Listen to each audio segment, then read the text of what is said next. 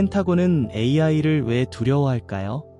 AI가 전쟁의 방식을 완전히 바꿀 수 있기 때문입니다. 지금 미국 국방부와 AI 기업 사이에서는 중요한 갈등이 벌어지고 있습니다. 하루아침에 국가안보를 위협한다고 금지된 기술이 바로 다음 날 최전선에서 실제 전쟁의 핵심 무기로 쓰인다면 여러분 믿으시겠어요? 이건 무슨 공상과학 영화 얘기가 아닙니다. AI 기업 엔스트로픽과 미 국방부 사이에서 실제로 벌어졌던 정말 놀라운 이야기의 시작이죠. 자, 날짜를 한번 보세요. 2026년 2월 27일. 미국 정부가 AI 회사인 엔스로픽을 공급망 리스크로 딱 지정해버립니다. 사실상 우리랑은 이제 일 못한다는 퇴출 선언이나 마찬가지였죠. 그런데 말이죠. 바로 다음 날 28일에 미군이 이라크를 상대로 한 에픽 퓨리라는 공습 작전에서 바로 그 금지된 엔스로픽의 AI를 씁니다. 아니, 어떻게 하루 만에 국가안보 위협이던 기술이 전쟁의 핵심 도구가 될 수 있었을까요? 지금부터 이 믿기 힘든 사건의 전말을 한번 파헤쳐 보겠습니다. 처음에는 그냥 정책에 대한 의견 차이였는데 이게 어떻게 이렇게 첨예한 국가 안보 위기로까지 번졌는지 그 과정을 자세히 들여다보시죠. 상황이 정말 순식간에 아주 급박하게 돌아갔습니다. 2월 24일에 펜타곤이 엔스로픽에 최후 통첩을 보내요. 니네 AI 우리가 모든 합법적인 목적으로 쓸 수 있게 해달라고요. 그러자 이틀 뒤에 엔스로픽 CEO가 공개적으로 그럴 수 없다고 거부하죠. 그리고 바로 다음 날 27일에 트럼프 대통령이 모든 연방기관에 엔스트로픽 기술 사용 중단 명령을 내리고 국방장관은 이 회사를 공급망 리스크로 지정해버립니다. 단 며칠 만에 벌어진 일이에요. 그리고 이런 결정 뒤에는 역시나 아주 강력한 정치적인 압박이 있었죠.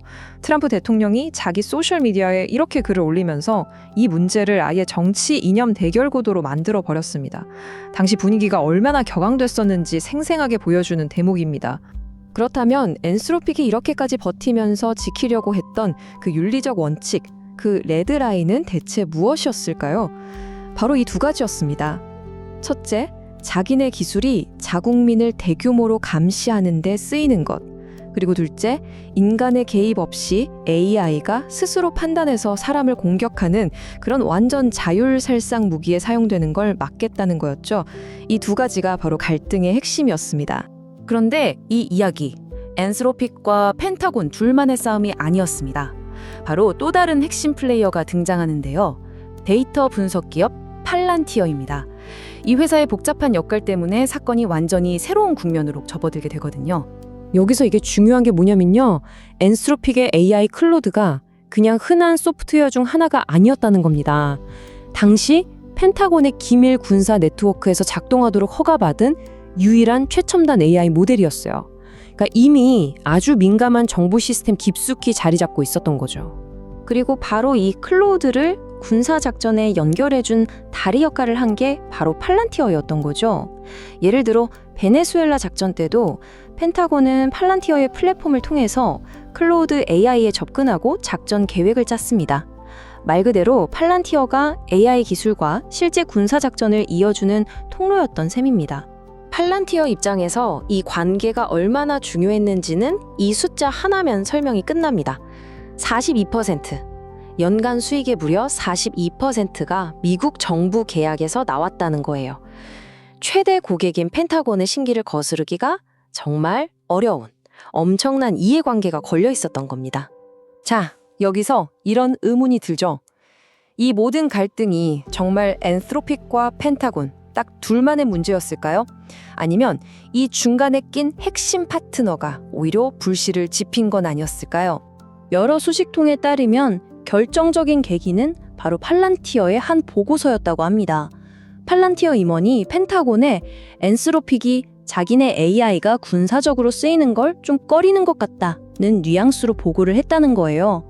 바로 이 보고서가 펜타곤과 엔스로픽의 관계를 파국으로 몰고 간 도화선이 된 걸로 보입니다.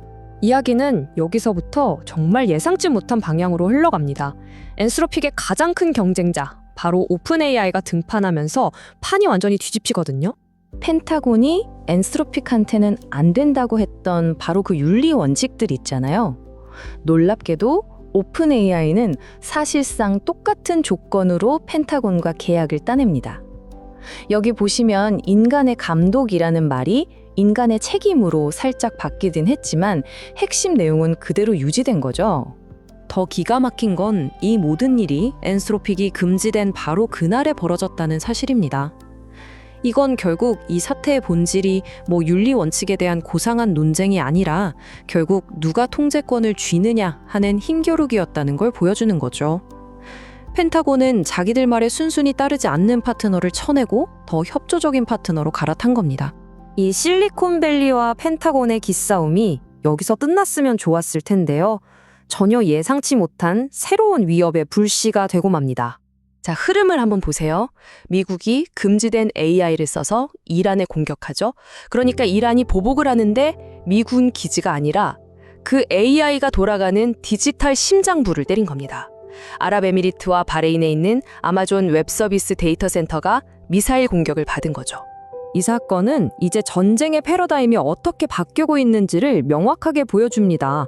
석유 말고 AI나 기술 투자로 먹고 살려고 했던 걸프 국가들의 핵심 인프라가 이제는 새로운 공격 목표가 될 수 있다는 취약점이 드러난 거죠. 이제는 디지털 인프라 그 자체가 새로운 전쟁터가 된 겁니다. 이 엔스로픽과 펜타곤의 역설적인 이야기는 결국 우리 모두에게 아주 중요한 질문 하나를 던집니다.